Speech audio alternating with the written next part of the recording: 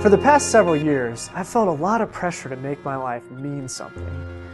I've spent hours taking personality profiles, strengths tests, skill finders, and yet I still look in the mirror wondering, why am I here? What is my purpose in life? Or maybe another way to ask the question is, what is my calling in life? Have you ever asked some of those questions?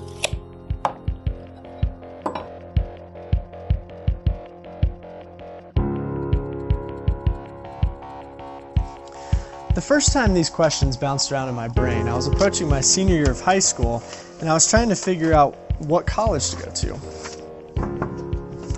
Yeah, I'll be right there. Yeah, thanks. I started visiting several different schools, and I fell in love with NC State University. However, my grades did not support my choice, and so I ended up going to Appalachian State University instead. But then I hit another major speed bump. What am I going to major in? Unlike most college students, I changed my major a few times. Let me see if I can remember. Business, English, aeronautical engineering, pre-med, and then back to business. In fact, it's kind of ironic because the only major I told myself I didn't want to major in college was business. After college, I went to work as a marketing guy, and I just struggled. I struggled to find meaning and purpose in my work. I found myself designing rack cards, brochures, writing content for websites, and every day I felt further and further and further from my purpose in life. Finally, I left that job and I joined a ministry, and I thought I found it. I thought I found the thing that I was excited about. I thought I found the thing that was going to make a difference in the world. But after a few months, I just felt like I was designing stuff that was completely void of any eternal significance. So then I came up with the idea of 10 Days Without. Now that was exciting. And once again, I thought I found it. I mean, after all, I was going through personal sacrifices. I was raising money for issues like poverty or fighting human trafficking. I even did it all on a blog so that I could share my experiences with others and get them involved.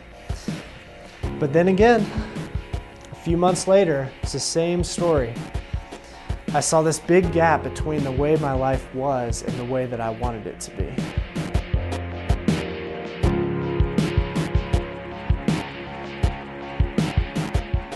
Have you ever prayed any of the following? God, what is your will for my life? What job do you have for me? Where do you want me to live? Who do you want me to marry? Or have you ever said something like, I'm looking for my calling, or I'm trying to figure out my dreams and passions. I want to make a difference in the world and live for something bigger. At first glance, those bullet points look like good things. It seems like each prayer is about God and God's will, and the second list is about utilizing gifts and abilities for other people. But for me there's a deeper motive in all of those prayers and desires. And it's something slightly less holy and good. If I prayed honestly, my prayers might sound a little different. In fact, they might sound something like this. God, there's so many options out there. Can you whittle them down for me and choose something that allows me to be better than other people? Like a celebrity or a New York Times best-selling author. Or maybe I'm praying about where I want to live. God, let me live in a sweet place. Let me have a boat, a beach house, maybe a jet ski. Or maybe I'm praying about my spouse. God, I want somebody who's highly attractive and who's a good cook. Ouch. All of a sudden my prayers sound pretty selfish. They sound a lot less about glorifying God and living for Him and a lot more about me being fulfilled in my life. In fact, I think a lot of our desires for calling and our pursuit of calling is the antithesis of John Piper's famous quote, that God is most glorified in us when we are most satisfied in Him.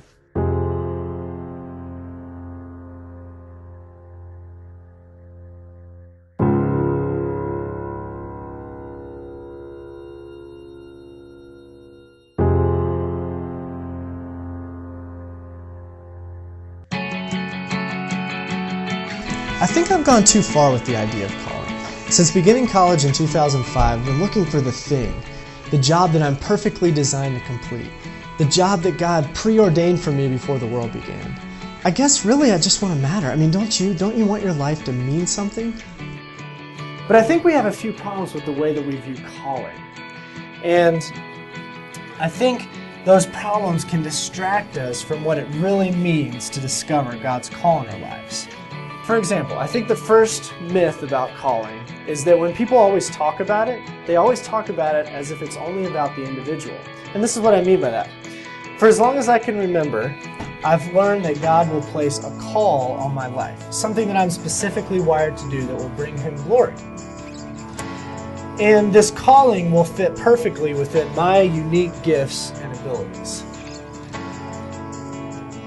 Yes, people have taught me, that calling's about God and all that, of course. But when it really comes down to it, when they really teach about calling, what they say is that it's about my gifts and my abilities and my talents. But now I'm starting to think that it's not about what I can do, but about what God is doing. And what does God do? He loves people to bring them into a relationship with Himself. Maybe that's my calling. Maybe instead of it being an individual thing about me, maybe my calling is to love other people and help them see Jesus.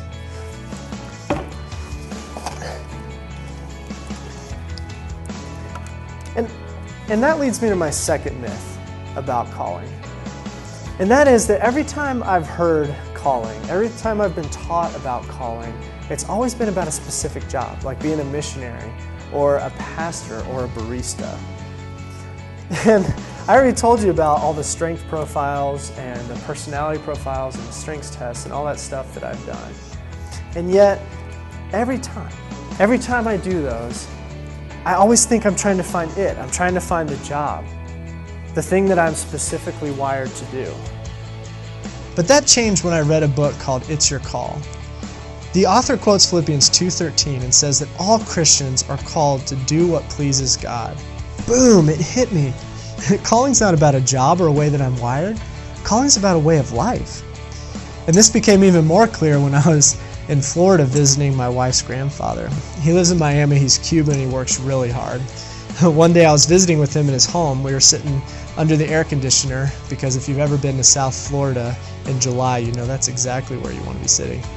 And I looked at him and I was like, Abuelo, what am I supposed to do with my life? And he says, Daniel, that's easy. Love God, work hard, and provide for your family. Now, Spanish is his first language, so I figured, okay, maybe I didn't do a good job asking the question. So I tried again. Abuelo, no, what am I designed for? What is my purpose in life? And he goes, Daniel, that's easy. Love God, work hard, and provide for your family.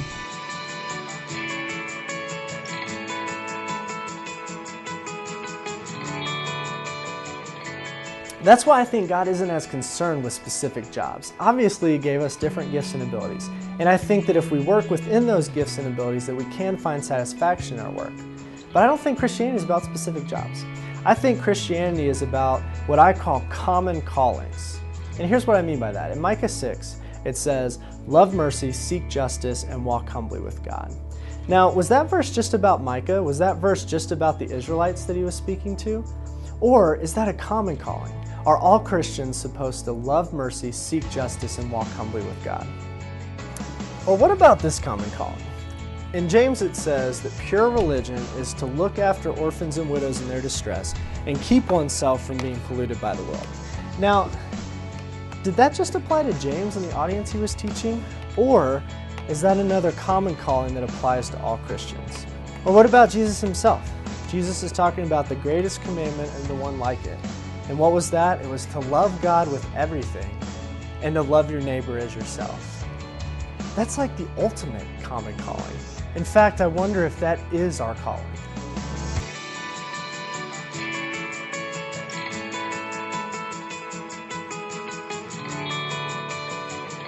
Now, don't misunderstand me. I'm not saying that God doesn't call specific people to a specific time to do a specific thing. In fact, those stories are all over the Bible.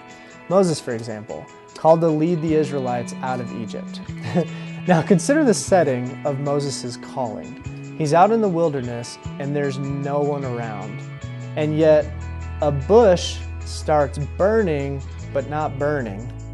And then, a voice starts speaking to him from the bush. Now, most of us might respond and say, okay, God, whatever you want, I'll do it. But not Moses. He came up with every excuse in the book to not lead the Israelites.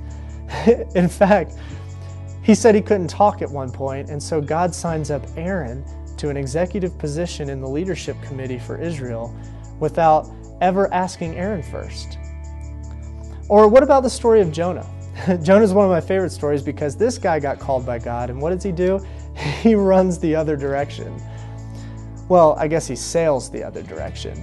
So what does God do?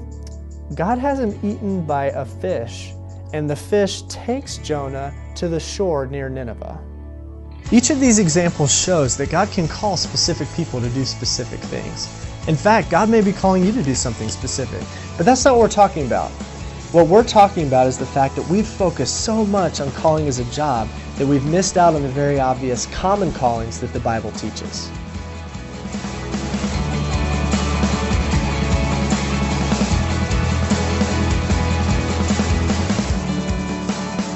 Now, we began this video asking the question, what am I supposed to do with my life? But I think Jesus already answered it. I think that if Jesus was here right now and I was able to ask him, Jesus, what am I supposed to do with my life? What is the thing that you designed me for? I think he would look at me and smile and say, Daniel, I designed you to love God and love others.